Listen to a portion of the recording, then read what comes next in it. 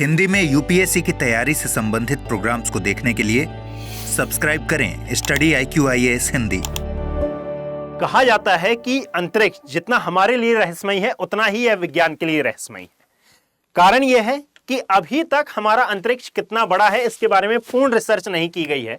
साथ में इसके निर्माण के बारे में विभिन्न प्रकार की थ्योरीज हैं, जैसे कि विभिन्न प्रकार के हाइपोथेसिस हैं, विभिन्न प्रकार की थ्योरी है, जिनमें से सबसे प्रमाणित थ्योरी मानी जाती है बिग बैंग थ्योरी। इसके अलावा भी और कई।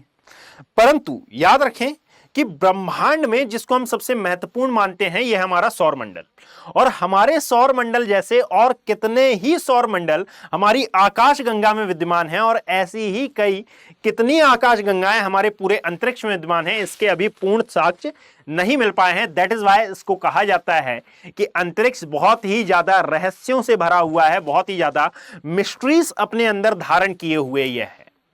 अब ध्यान से सुनिएगा कि ऐसी ही एक रहस्यमयी घटना, ऐसा ही एक कॉस्मिक सरप्राइज इसको आप बोल सकते हैं, हमारे सामने आ रहा है, जिसको हम बोल रहे हैं कि भाई हमें पृथ्वी का दूसरा मिनी मून मिलने वाला है। ये विभिन्न प्रकार के न्यूज़पेपर में डिक्लेयर हुआ है। The Indian express, BBC, the Hindu, ये बताया गया है कि पृथ्वी को जल्द ही अपना सेकंड मून मिलने वाला है, और ये ज्यादा टाइम नहीं, सितंबर 29 तक पृथ्वी को अपना सेकंड मून मिल जाएगा। क्या आप रात में देख सकते हैं? तो मैं पहले बता दूं कि खुश होने की आवश्यकता नहीं है। ऐसा नहीं होगा कि भाई पृथ्वी पर दो चंद्रमा या फिर पृथ्वी से आपको दो चंद्रमा दिखाई दे जाए, ऐसा बिल्कुल नहीं है। हाँ, अभी हाल ही में फेसबुक ने एक पोस्ट कर दिया था, फेसबुक में किसी व्यक्ति ने एक पोस्ट कर दिया था कि यहां पर पृथ्वी से दो चंद्रमा दिखाई दे रहे हैं, दो मून दिखाई दे रहे हैं। याद रखें, आपने यदि ये पोस्ट देखी तो ये पोस्ट सच नहीं है।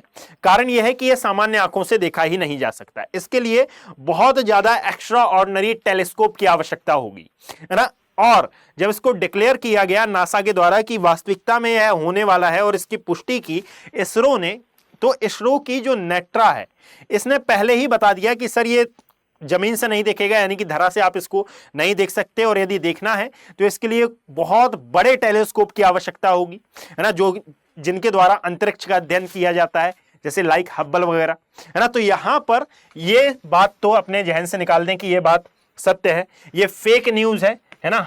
आपके और हमारे ऐसे लोगों को बेवकूफ बनाने के लिए यह न्यूज फैलाई गई थी। ये फोटो बिल्कुल सत्य नहीं है। यदि आपने ये फोटो देखी हो तो उसको इग्नोर करिएगा। अब हम उस तथ्य की बात करते हैं जो कि आपके यूपीएससी के अकॉर्डिंगली इंपॉर्टेंट है। भाई ऐसी न्यूज क्या इंपॉर्टेंट हो सकती है? बिल्कुल हो सकती है। कारण यह है कि अब आपसे जरूरी नहीं है कि यही न्यूज उठाकर एग्जाम में पूछ लिया जाए।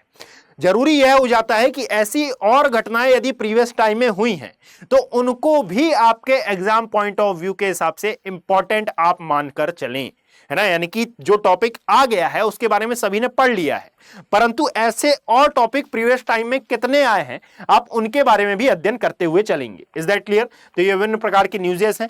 अब मैं सबसे पहले इसके बारे में बता देता हूं कि भाई ये जो मिनी मून मिलने वाला है ये 29 सितंबर से 25 नवंबर तक, यानी कि लगभग 53 डेज तक ये हमारी पृथ्वी के ऑर्बिटर के आसपास घूमेगा, पृथ्वी का एक राउंड लगाएगा। पर ये राउंड वैसा नहीं होगा जैसा हमारा मून लगाता है ना। हमारे सौरमंडल में टोटल नंबर ऑफ 8 प्लैनेट्स आपको दिखाई देते हैं। ये जो 8 प्लैनेट्स हैं इनमें से हर प्लैनेट के पास अपना अपना क्षुद्र ग्रह है ना, या फिर अपना अपना एस्ट्रॉइड है, चंद्रमा है। अब यहां पर पृथ्वी का एक चंद्रमा है, परंतु यह बिल्कुल आवश्यक नहीं है कि हमारे सौरमंडल में जितने भी ग्रह हैं उनका एक ही चंद्रमा हो। ऐसा कोई रूल्स एंड रेगुलेशन नहीं है ना, ऐसा कोई नेचुरल लॉ नहीं है। जैसे लाइक यदि आप जुपिटर और सैटर्न को देखेंगे तो इसके कई मून्स हैं, हमारी पृथ्वी का एक मून है। इसीलिए यह इंपॉर्टेंट हो जाता है कि भाई अब कुछ समय के लिए, लगभग 53 डेज के लिए हमारी पृथ्वी को सेकंड मून मिलने वाला है। इसलिए इसको कहा जा रहा है मिनी मून। मिनी मून कहे जाने के पीछे का रीजन यह है कि भाई ये उतना बड़ा नहीं है जितना बड़ा हमारा वास्तविक चंद्रमा है, और ना ही ये उतना ज्यादा चमकीला है। बस यही कारण है कि इसको धरा से नहीं देखा जा सकता, इसको अर्थ से नहीं देखा जाएगा। ठीक है। दूसरी बात कि इसका डिक्लेरेशन किसने किया है, तो एक नासा की संस्था है जिसको एटलस कहा जाता है, यानी कि asteroid terrestrial impact last alert system. ये विभिन्न प्रकार के अध्ययन करती रहती है। इसका नाम आपने अवश्य सुना होगा। मैं उस एटलस की बात नहीं कर रहा हूं जो आपके हाथ में रहता है ज्योग्राफी पढ़ते समय। ये एक संस्था है ना। ये विभिन्न प्रकार के अध्ययन करती है एस्ट्रॉइड से संबंधित। उन्होंने इसको सबसे पहले देखा है। और एक संस्था है जिसका नाम है research notes of the American astronomical society, जिसको RNAS के नाम से जाना जाता है। इसने इसे नाम दिया है 2024 PT5 और ऐसा कहा जा रहा है कि भाई ये पहली बार नहीं है कि हमारी अर्थ को मिनी मून मिल रहा है, इससे पहले भी मिल चुका है। और इवन यह दावा भी किया जा रहा है कि यही एस्ट्रॉइड 2055 के आसपास फिर से पृथ्वी के ऑर्बिटर में आएगा, फिर से पृथ्वी के ग्रेविटेशनल एरिया में आएगा और फंस कर फिर से ये पृथ्वी का राउंड लगाएगा। ऐसा होता क्यों है? तो ये थी न्यूज और ये थे वो पॉइंट जो कि आपके लिए जानना आवश्यक है। यहां पर एक और बात कि भाई इसके क्या पॉजिटिव इंपैक्ट हो सकते हैं, क्या पृथ्वी पर सूर्य का क्या पृथ्वी पर मून लाइट ज्यादा पड़ेगी, या फिर पृथ्वी में ज्यादा ऊष्मा की मात्रा कुछ समय के लिए मिल जाएगी, या फिर पृथ्वी को कुछ एनर्जी इससे प्राप्त हो सकती है, क्या हमारे डे नाइट सेविंग टाइम में कुछ इंपैक्ट आ सकता है क्या? कुछ नहीं होगा, जैसा चल रहा है वैसा चलेगा। परंतु एक बात आप ध्यान से सुनिएगा कि इसके नेगेटिव इंपैक्ट की जब भी आप बात करेंगे तो इसरो है ना, इसरो जो एक संस्था है, अब इसका फुल फॉर्म तो आपको पता होगा, इंडियन स्पेस रिसर्च ऑर्गेनाइजेशन, इसी का एक सब्स्टिट्यूट है जिसको कहा जाता है नेट्रा। और ये नेट्रा ने रिसर्च की है और इसने एक रिपोर्ट जारी की है जिसमें बताया गया है कि पृथ्वी पर ना ही इसका कोई पॉजिटिव इंपैक्ट पड़ने वाला है और ना ही कोई नेगेटिव इंपैक्ट पड़ने वाला है। हाँ, ये न्यूज बहुत इंपॉर्टेंट हो जाती है हमारे एग्जाम पॉइंट ऑफ व्यू के हिसाब से, और साथ में ये जो नासा और इसरो के द्वारा विभिन्न प्रकार की स्टडीज की जाती हैं, इन स्टडीज के हिसाब से। अब ध्यान रखिएगा कि अब हम आते हैं, ये तो आपके एग्जाम पॉइंट ऑफ व्यू का डेटा था, अब आगे का डेटा सुनिएगा कि भाई एक्चुअल में ये क्षुद्रग्रह होते क्या है, ये एस्ट्रॉइड होते क्या है। तो देखिएगा, ये है वो एस्ट्रॉइड जो कि हमको मिलने वाला है मिनी मून के रूप में। ये लगभग 37 फीट डायमीटर का होगा और इसकी जो लेंथ होगी ये लगभग 16 से 138 फीट तक हो सकती है। भाई क्लियर क्यों नहीं है? क्योंकि अभी दूर है, जब इसका अध्ययन किया गया था यानी कि लगभग अगस्त माह में, तो ये पृथ्वी से काफी दूर था। ये अंदाजा लगाया गया था कि 29 सितंबर तक ये पृथ्वी के समीप आ जाएगा। दैट इज वाई इसका आकार अभी डिफाइन नहीं है। कहा जा रहा है कि लगभग 10 मीटर ये बड़ा है ना, 10 मीटर चौड़ा है, 10 मीटर तक ये चौड़ा हो सकता है, लगभग 32 से 33 फीट ये आएगा। ठीक है, अब यहां पर रखिएगा, यानी कि चंद्रमा के कंपैरेटिवली ये बहुत छोटा है, ये उतना ज्यादा विशालकाय नहीं है कि इसको आप सामान्य आंखों से देख लें। अब यहां पर सुनिए कि भाई ये चंद्रमा क्या है और साथ में इसको हम चंद्रमा नाम क्यों दे रहे हैं। तो आप याद रखते हैं, आपको पता भी होगा कि ये प्राकृतिक उपग्रह की संज्ञा आप इस चंद्रमा को देते हैं। क्या होते हैं ये प्राकृतिक उपग्रह? यानी कि इसके द्वारा आप पाएंगे कि भाई इसको आप पाएंगे कि ये पृथ्वी के चारों ओर राउंड लगाते हैं, पृथ्वी का ये चक्कर लगाते हैं।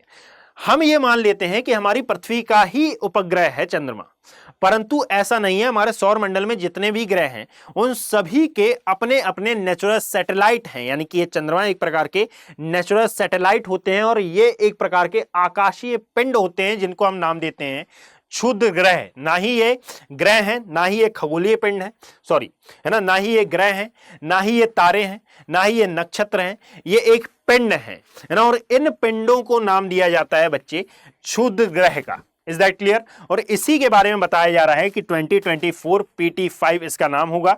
29 सितंबर से लेकर 25 नवंबर तक ये पृथ्वी के चक्कर लगाएगा। और जानकर आपको आश्चर्य होगा कि ये तो एक उपग्रह है जो कि 4.2 मिलियन किलोमीटर की दूरी पर अपनी छोटी सी अवस्था में ये हमारे पास आ रहा है।